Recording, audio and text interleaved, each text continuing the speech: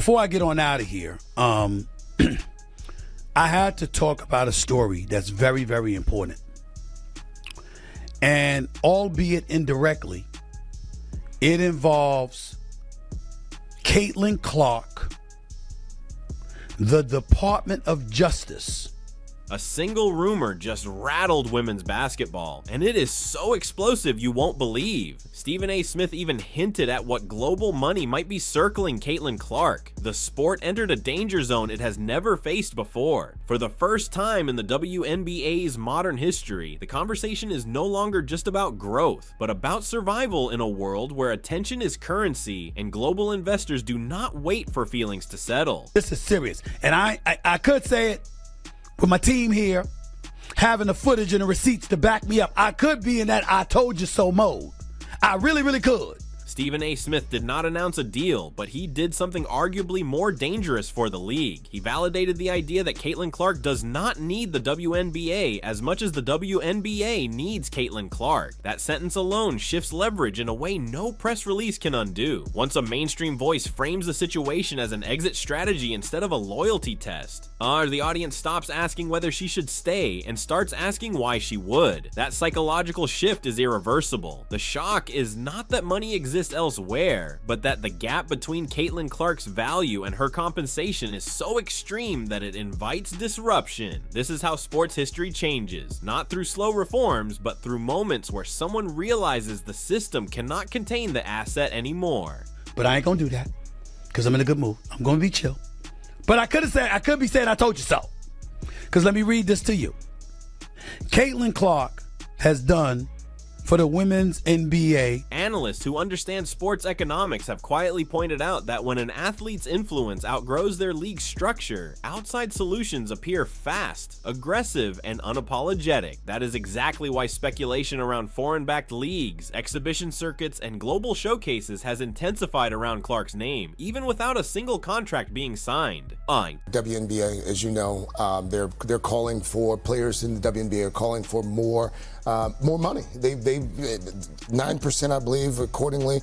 They get 9% of total revenue compared to roughly 50%. To understand why this moment feels like financial dynamite, you have to look at the numbers without emotion. The base salary for a top WNBA draft pick sits at a level that would be considered entry-level in most professional industries, while the player is simultaneously driving sellout arenas, record-breaking viewership, and merchandise sales that rival established men's sports franchises on a per-event basis. That contradiction does not just upset fans, it attracts investors who specialize in exploiting inefficiencies. Sports is no different from any other market. When an asset is undervalued, someone buys it.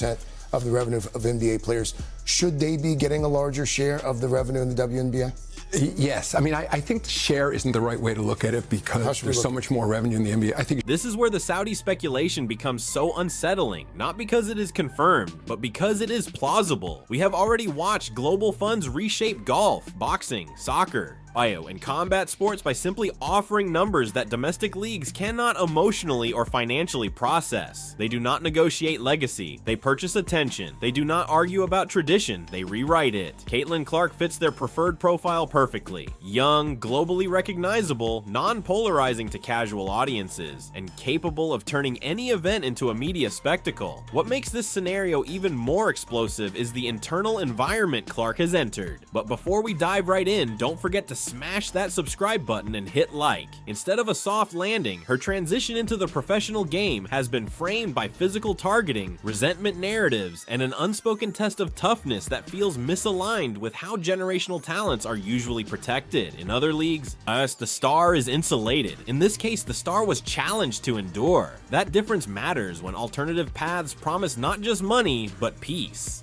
The league's leadership ignores the relentless targeting of Ms. Clark, treating its greatest asset as if she were a PR headache. Stephen can't really control himself when it comes to Caitlin, and you can see that already. There's also a deeper layer that rarely gets discussed openly. Caitlin Clark is not just competing against defenders, she is competing against decades of frustration, underpayment, and emotional labor carried by players who never received her spotlight. That tension is understandable, but it is also combustible. When a league allows resentment to coexist with dependency, it creates a hostile ecosystem for its most valuable asset. No business survives long wrong while alienating the customer that keeps the lights on. The WNBA's defenders often point to revenue sharing and financial realities, and those arguments are not wrong, but they are incomplete. The league has been subsidized for years, precisely because it never had a star capable of shifting the entire equation. Clark is the first athlete who makes the profitability argument feel outdated instead of aspirational. She is not proof that the league can grow someday. She is proof that growth has already started, and that is why patience suddenly feels expensive. Another factor fueling this anxiety is how quickly alternative platforms are emerging. Short format leagues, off-season showcases, and hybrid entertainment sports concepts are no longer jokes or side projects. They are designed specifically to capture attention without the burden of tradition. When fans hear about six-figure guarantees, equity stakes, and flexible schedules, the idea of a single league monopoly starts to feel fragile.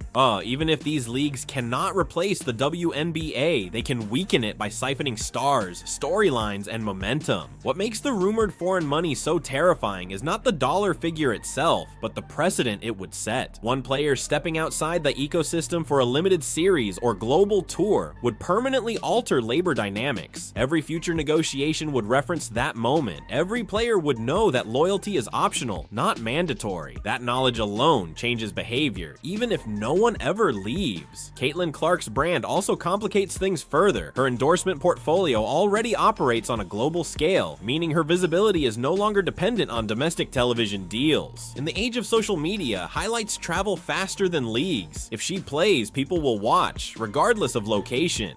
That reality erodes one of the strongest arguments for staying put, which is exposure. She already owns the exposure. Critics argue that leaving would damage her legacy, but history suggests the opposite. Athletes who redefine leverage are often remembered as pioneers, not deserters. The outrage fades, the money talks, and the industry adapts. That is why even hypothetical discussions about her exit trigger panic. The league knows it cannot afford a test case. There is also the political layer, uncomfortable but unavoidable. International sports investments are rarely just about competition. They are about image, influence, and cultural relevance. A single globally adored athlete can soften narratives faster than decades of diplomacy. That is why Clark's name would be irresistible to anyone playing the long game. The league understands this, which is why silence from leadership feels louder than any statement. Ladies and gentlemen, it doesn't stop there.